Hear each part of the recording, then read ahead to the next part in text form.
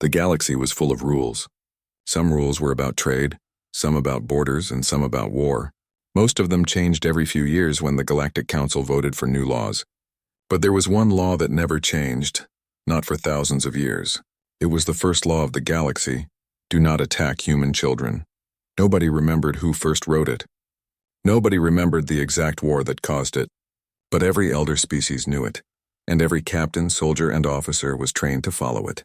The law was whispered like a warning in every academy: never touch the young of Earth. The law sounded strange to many aliens.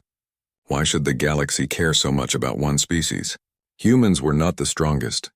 They were not the most advanced. They were not even the most numerous.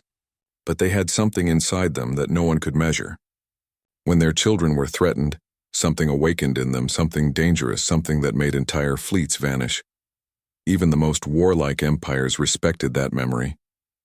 Generations had passed, and still, no one dared to break the first law. At least not until now. The Galactic Council chamber was built from shining crystal, hanging in orbit above a red star. Representatives from hundreds of species gathered in rows, their voices echoing across the vast dome. Some had long tentacles, some had wings, some looked like stone statues, and some were made of light itself. They argued, as always, about humanity. Humans grow too fast, hissed a delegate from the Dranics, a tall insectoid race. They spread their colonies everywhere, they trade with everyone, and soon they will take half the council seats.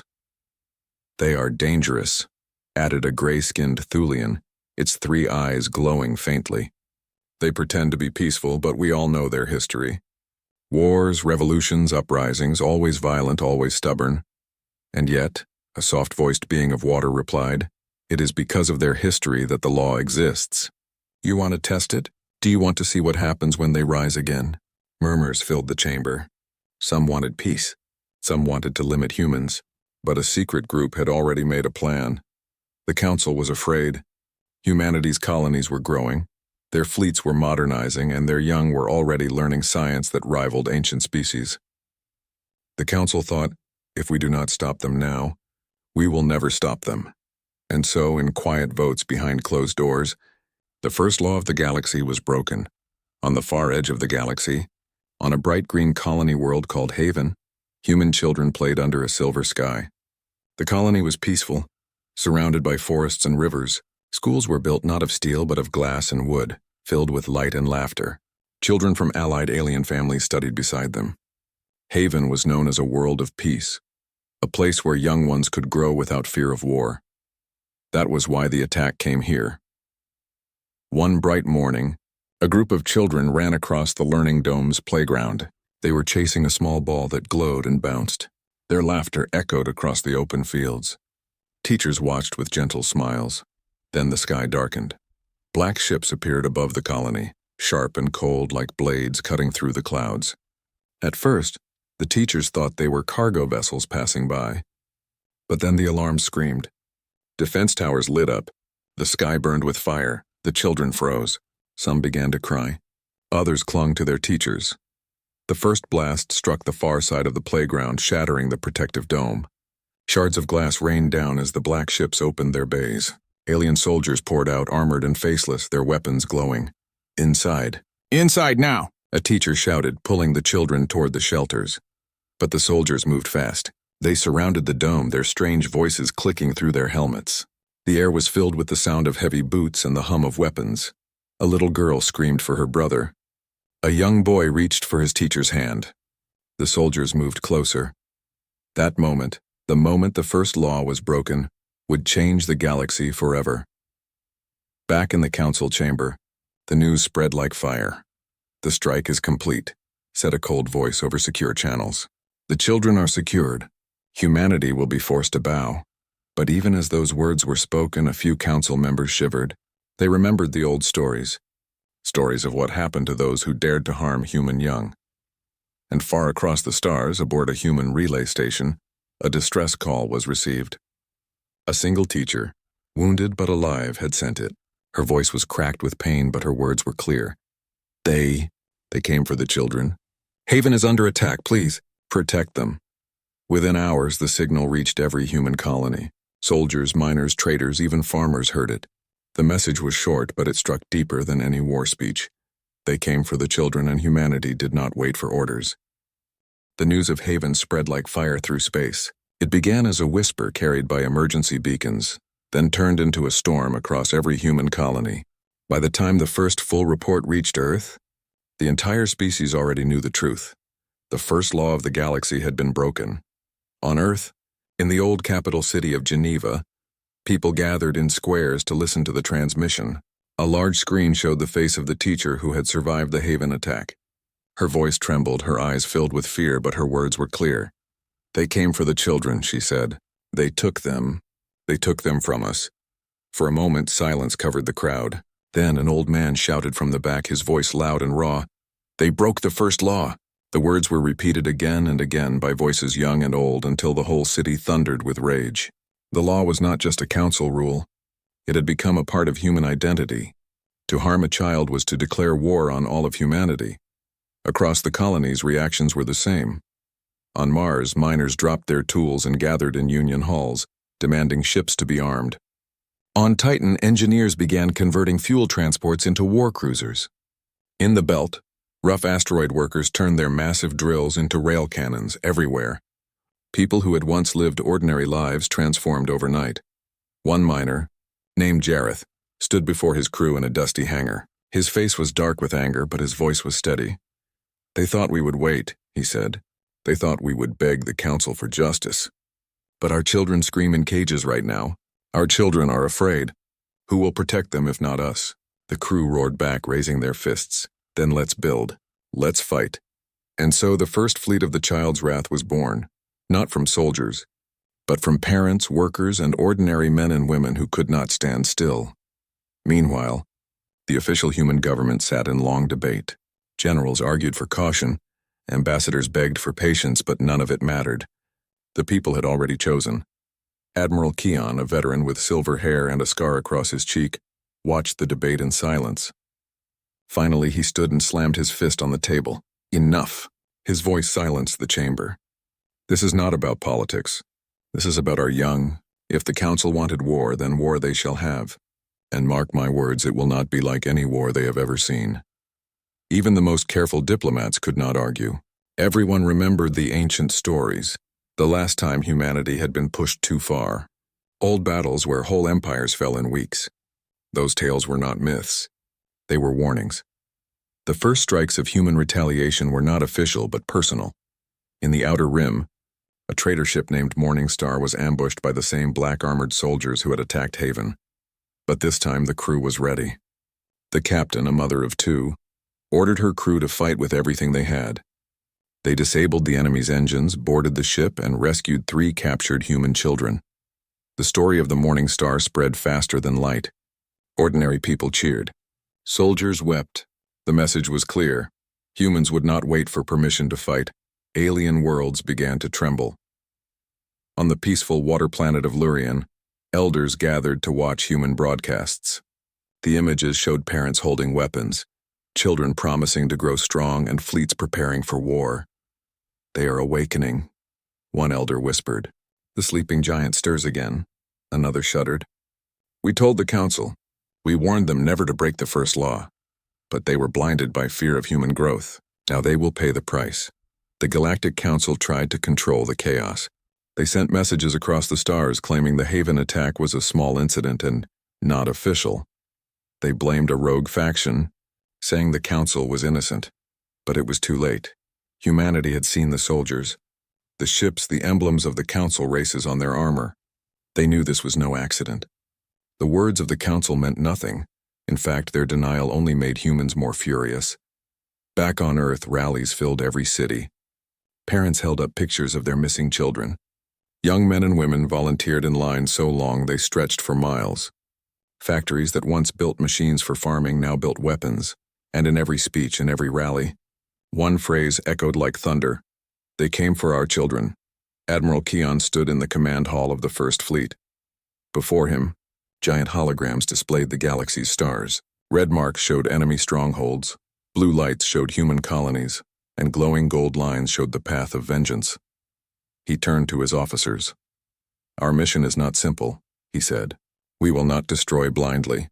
We will not harm the innocent, but we will strike with precision. Every soldier who touched our young, every commander who gave the order, they will pay. And we will not stop until the last child is safe." The officers saluted. For them, this was not just war. It was family. Meanwhile, in the darkness of space, one of the captured children sat inside a cold metal cell. His name was Eli, no older than 12. He held the hand of his younger sister, Anna, who was only 7. She whispered, "Will they find us?" Eli looked into her eyes, trying to be brave, though his own heart shook. "Yes," he said, "they will. You don't know them like I do. You don't know what happens when they come for us." And even as he spoke, far away, engines of human warships roared to life, faster and louder than ever before. Alien spies reported back to the Council. Their words were filled with dread. They are mobilizing. Every ship, every station, every world. The humans do not wait for votes. They do not wait for rules. They are moving like fire. Some Council members still tried to laugh it off. "They are only humans," they said. "We are many. They are few." But the older species did not laugh. They remembered. They had seen this before. "They are not few," one elder said. "They are one. One people. And when their children are in danger, that one becomes an army." The galaxy was changing. Where once the Council's voice ruled, now silence grew in its place. Species that had once trusted the Council began to whisper among themselves. If they broke the first law, can they be trusted at all? If humans rise, should we resist or should we stand beside them? Lines were being drawn not by governments but by hearts. Some alien parents looked at their own children and thought, if this happened to us, would we not do the same? And so slowly, quietly, allies began to shift. Small fleets vanished from Council control and appeared near human space, sending silent signals of support. Back on Haven, the ruins of the playground still smoldered. Human soldiers arrived too late to save the first wave of captives, but they swore an oath as they lifted the broken dome. "We will bring them home," one whispered. "We will bring every last child home." That was how humanity's fury awakened. Not in speeches, not in official orders, but in the hearts of parents, siblings, and friends who refused to be silent. The galaxy had thought humans were only another species among many. But now, they remembered the truth. Humanity was not feared because of its ships or its weapons. Humanity was feared because it never stopped when its children cried. And this time, the whole galaxy would hear them. The stars had always been quiet watchers. They had seen empires rise and fall, fleets move like storms, and peace treaties signed with trembling hands. But now the stars watched something different. Humanity preparing for war like never before. Everywhere across the colonies, the work never stopped. Sparks lit the night skies of Mars as old cargo haulers were reforged into war cruisers. On Luna, vast shipyards rang with the sound of hammers, drills, and welding torches. Asteroid stations in the belt turned their mining lasers into weapons powerful enough to pierce through capital ships. The message was clear. This was no ordinary war. This was vengeance. Admiral Keon stood aboard the Resolute, the flagship of the First Fleet. The bridge glowed with faint blue light from holographic displays, each one showing a different sector of space. His officers moved quickly, their eyes sharp, their voices steady. "Admiral, Fleet 2 reports readiness," said Commander Silva. "They have converted every hauler they could find. Even the old civilian ships are armed." "Good," Keon replied, his deep voice calm but carrying an edge like iron. "This fight is not about the size of our ships. It is about the strength of our will. And our will is stronger than theirs." He turned to the map. Red symbols marked Council-controlled systems. Blue lights showed human colonies. Between them lay paths of fire waiting to be lit. "Target the outpost closest to Haven," Keon ordered. "We strike there first. Let the Council feel our breath on their necks." The first retaliation came swiftly. A Council station orbiting the planet Drosk had long been a symbol of control. Tall spires of metal, banners of many species, and fleets of patrol ships guarded it. No one had dared challenge it for centuries. But then, out of the black void, human ships appeared. They came not in thousands but in hundreds, moving in tight formation. They were not the largest ships, nor the most beautiful. Many bore scars of welding, with armor plates taken from scrap, but each one carried the fury of a people united. "Humans," shouted a Council commander as alarms filled the station. "How dare they?" Before he could finish, the Resolute opened fire. Bright lances of energy tore through the station's shields. Smaller human vessels darted between Council ships, striking with speed and precision. The Council had expected hesitation. They had expected speeches, negotiations, or threats. Instead, they found themselves in the middle of a storm. Within an hour, the mighty Drosk station burned. Human Marines stormed its corridors, moving like shadows, securing prisoners but killing none who surrendered. By the end, the station's banners were ripped down and replaced with a single flag, the blue and white Star of Earth. A broadcast followed, sent across the galaxy. Admiral Keon himself appeared on screens. "This is humanity's answer," he said. His face was calm, but his eyes blazed. "You touched our children. You broke the first law. We will not beg. We will not wait. We are coming, but we are not like you. We will not harm your children. We will protect them even from your mistakes. That is the difference between us. Remember it well," the message ended. And the galaxy trembled. On alien worlds, fear spread like a shadow. Some cheered the humans, whispering that justice had finally come. Others shook in terror, remembering the old stories of human wrath. On the frozen world of Sarek, an old alien historian spoke to his students. "Do you see now?" he said, his voice soft and grave. "This is why the first law was written. Not by humans, but by those who survived their fury long ago. They are not monsters. They do not destroy without reason. But when their young are harmed, they rise like fire. That fire will not stop until the wrong is righted." Meanwhile, the captured human children remained prisoners in secret council strongholds. Guards watched them nervously, for even they had heard the stories. A young boy named Eli sat in the corner of his cell, whispering to his sister Anna. "They're coming," he said. His eyes were filled with something strange, not fear, but certainty. "I can feel it. They'll tear the stars apart if they have to. But they'll find us." Anna squeezed his hand. For the first time since the attack, she smiled.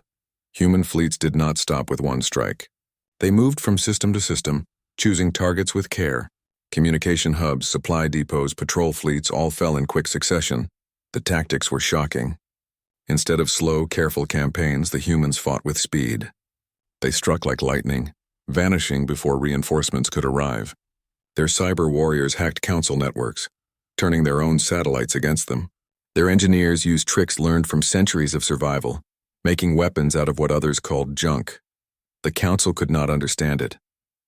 They had always fought wars with rules, with votes, with long strategies debated over months. Humanity ignored all of that. They fought as if tomorrow did not exist.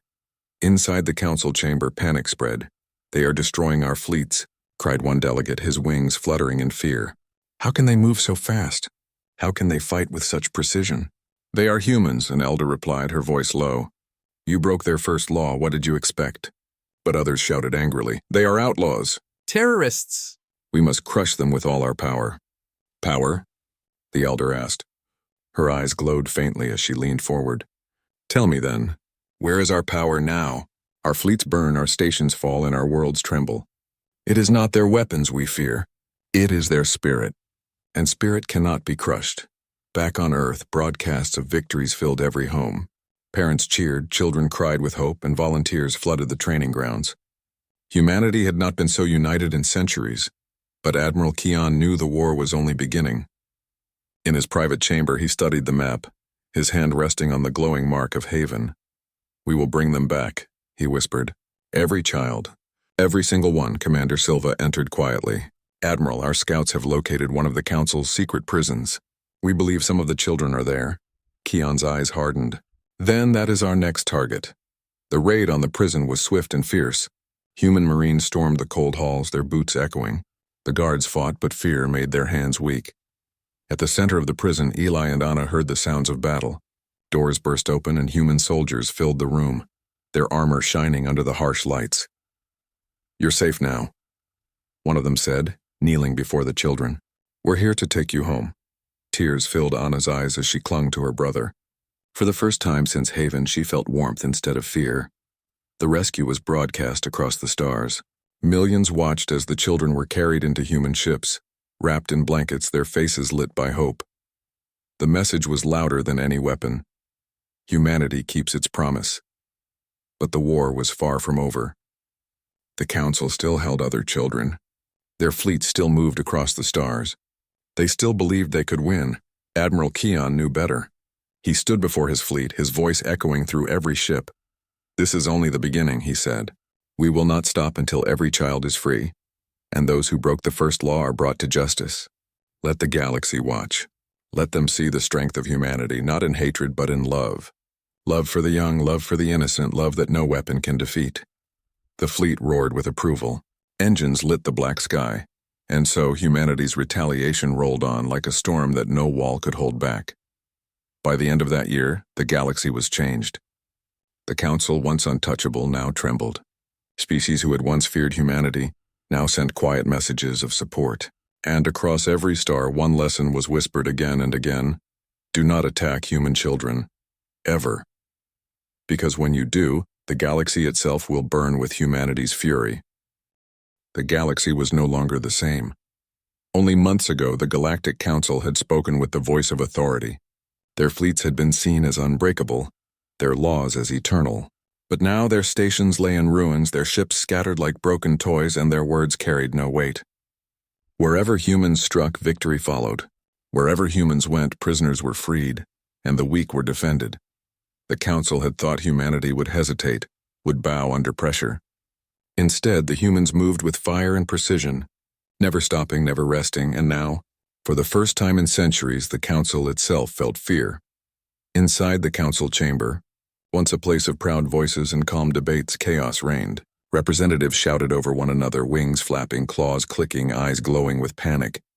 "They are coming closer," cried a delegate from the insectoid Dranics. "Their fleets are only 3 sectors away from our capital system." "We must negotiate," shouted a watery being from the Lurian. "If we do not speak to them now, they will destroy us all." "Negotiate?" roared a stone-skinned Thulian, pounding the table with a heavy fist. "Do you not understand? They do not want words. They want vengeance. They want to make us kneel." The chamber dissolved into shouting once more. Some wanted to surrender. Others wanted to fight to the bitter end.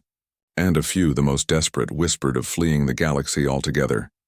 At the center of the chamber sat High Chancellor Vera, her silver robes once a symbol of dignity, now stained with exhaustion. She had watched the Council fall apart piece by piece. She knew the truth. Their power was broken. She raised her hand and slowly silence returned. "Enough," she said, her voice sharp. "You argue like frightened children. Do you not remember who we are? We are the Council. We have ruled the galaxy for millennia, and yet here we sit, afraid of one species." A delegate spoke nervously. "But Chancellor, it is not just one species anymore. Look at the reports. Whole worlds are abandoning us. Even our allies refuse to send fleets. The humans have turned the people of the galaxy against us." And it was true. In the outer systems, once loyal worlds were changing sides. Alien citizens had seen the human broadcasts, children being rescued, prisoners being treated kindly, families reunited. They compared that with the Council's lies, its excuses, and its silence. And one by one, they stopped trusting the Council. On the planet Uria, mothers gathered in the streets holding signs. "Protect the children. Support the humans." On the icy world of Thrix, soldiers refused to fire on human ships, laying down their weapons instead. Even some Council captains defected, turning their vessels over to humanity. The first law of the galaxy had returned, not just as a rule, but as a belief shared across species. Children were sacred. And the humans were the guardians of that belief. High Chancellor Vera leaned forward, her face shadowed.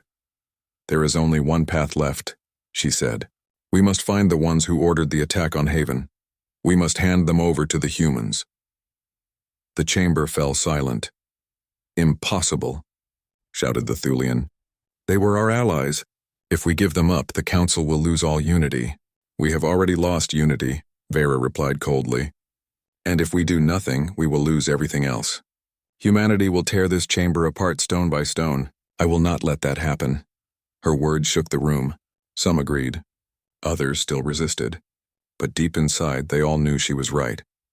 While the Council argued, the humans advanced. Admiral Keon stood aboard the Resolute, staring at the glowing map before him. Red dots, the Council's strongholds, were falling one after another. Blue trails showed his fleet spreading like rivers of fire across the stars. "Admiral," Commander Silva reported, "our scouts confirm the Council is evacuating some of their border stations. They are pulling back everything they can toward their capital." Keon nodded. Good, that means they are afraid. And fear is the first step toward surrender. He paused, then added, but fear can also make them dangerous. We must be ready for anything. In the Council's capital system, preparations grew frantic. Planetary shields hummed with power. Defense platforms were armed. Fleets gathered in orbit, a desperate wall of steel and fire. Citizens whispered in fear as they looked up at the sky, knowing the humans were drawing nearer. Parents clutched their children close, remembering the stories, remembering the law. Some began to ask dangerous questions. If humanity only fights because the Council harmed children, then who is truly at fault? The Council tried to silence those voices, but the whispers kept spreading. Eli and Anna, the first children rescued, now lived safely aboard the Resolute. They had become symbols of hope. Soldiers came to see them, not to praise them, but to remind themselves why they fought. One evening, Anna tugged at Admiral Keon's sleeve as he passed through the medical bay. Will you find the others too? She asked softly, her small eyes shining. Keon knelt down, his scarred face gentle for the first time in years. Yes, he said. Every single one. I promise. Those words spread through the fleet, carried from soldier to soldier. Every child will be saved. Back in the Council chamber, desperation turned to division. We must fight with everything we have, shouted one group. No, surrender, cried another. The arguments grew louder until finally Chancellor Vera slammed her staff against the floor. You still do not understand, she said. This is not a war we can win. Humanity does not fight like us. They fight with heart, and heart cannot be broken by fleets or by laws. If we want survival, we must give them what they demand. Her eyes narrowed. Bring me the commanders who ordered the Haven attack. Those commanders were dragged before her, alien generals with cold eyes and proud voices. You betrayed us, one shouted. We did what was necessary. Humanity was growing too strong. We only wanted to put them in their place. Vera's voice cut like a knife. And instead you brought us to ruin. Your pride has doomed us all. She turned to her guards. Take them. Deliver them to the humans. The chamber gasped. To hand over their own was unheard of. But Vera no longer cared for pride. She cared only for survival. When Admiral Keon received the Council's message, he did not smile. He simply nodded. They finally understand, he said. But this war is not over. Justice is more than handing us a few guilty names. Justice means the Council itself must fall. And so, the fleets pressed on. The Council's desperation grew with each passing day. Entire worlds rebelled. Trade routes collapsed.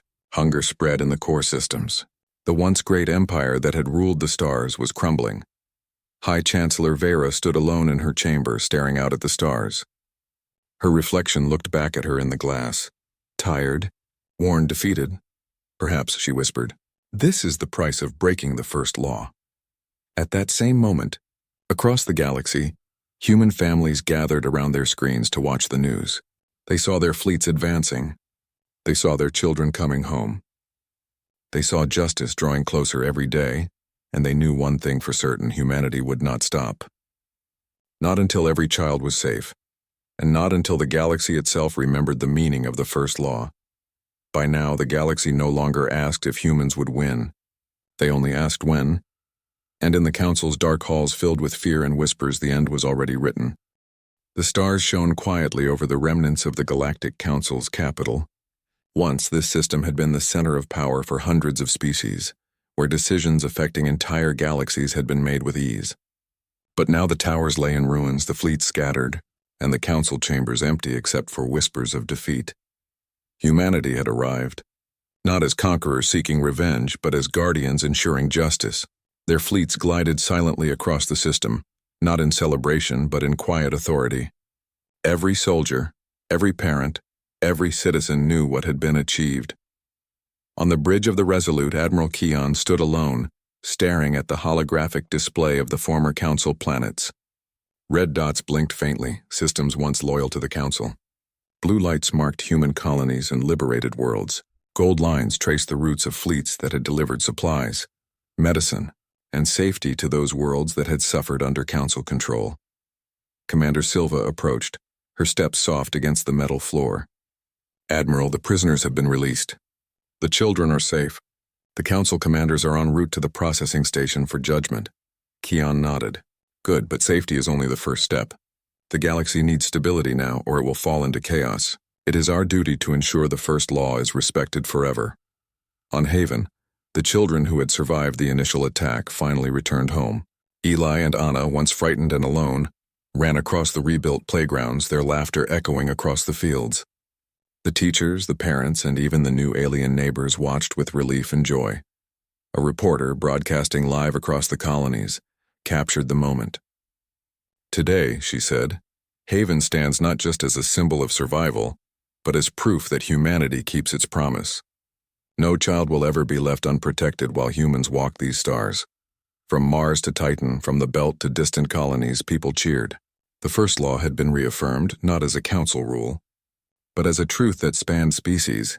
Children are sacred. High Chancellor Vera, once the leader of the council, now sat in a temporary settlement on a neutral planet. Her silver robes were gone, replaced by simple garments. She had watched her empire crumble, her power vanish, and her influence disappear. They defeated us, she whispered, looking at the sky. Not with hatred, not with anger, but with a love I cannot fully understand. Her aide asked quietly, Do you regret it? Vera shook her head slowly. No, I regret breaking the first law. I regret that it took so long to see its truth. Humans do not fight for power. They fight for life, for innocence. That is something the Council never understood until it was too late. Across the galaxy, new alliances formed. Alien species who had once followed the Council now sought humanity's guidance. They remembered the promises kept, the children rescued, and the lives defended. On the water world of Lurian, elders gathered their young students. See the humans, one said. They teach a lesson older than any law. Protect the young and the universe becomes just. Elsewhere, the Dranics, a proud insectoid species, began rebuilding homes for families displaced by the Council's rule. Their young played alongside human children, learning languages, games, and stories of bravery. The galaxy was slowly healing. The human fleet moved carefully, ensuring every Council stronghold was neutralized without unnecessary harm. Supplies were delivered to worlds starving under the Council's control. Hospitals were rebuilt. Schools were reopened. Communications were restored. Every step of retaliation had been paired with restoration. Even the aliens who had once fought against humanity now saw the difference. Humans did not destroy their homes. Humans did not harm their children. They only removed those who had defied the first law. It was a justice unlike any the galaxy had ever known. Eli and Anna were now part of a special ceremony aboard the Resolute. Children from all liberated colonies were present, each holding a small light orb representing hope, peace, and safety. Admiral Keon stepped forward. His voice, calm yet filled with emotion, echoed through the hall. Today we celebrate more than freedom, he said. We celebrate a promise kept. We celebrate a truth that will never be broken again. Children, no matter where they come from, belong to all of us. We will protect them. That is humanity's vow, and it is a vow the galaxy must honor. The children raised their orbs, and light spread across the hall, symbolizing a new beginning. With the Council's downfall, a new order emerged. Humanity did not claim the former Council's throne. They did not seek power for themselves. Instead, they created a galactic assembly, where every species had a voice and the first law became its foundation. The new charter read simply, Children, human or alien, are sacred. Harm them and humanity will respond. Protect them and the galaxy thrives. It was a law that every species respected, not out of fear but out of understanding. Humanity had proven the law's meaning through action, and its example reshaped the values of countless civilizations.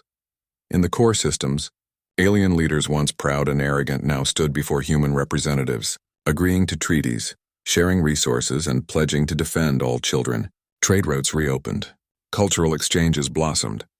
Knowledge spread across stars that had once been divided. Even former council generals who had opposed humanity were allowed to join the rebuilding efforts. They worked alongside humans, learning humility, patience, and the value of protecting the innocent. It was not easy. There were challenges, disagreements, and old wounds. But slowly the galaxy learned cooperation, respect, and peace. On Earth, celebrations continued. Families gathered in cities and towns. Children sang songs of hope and bravery.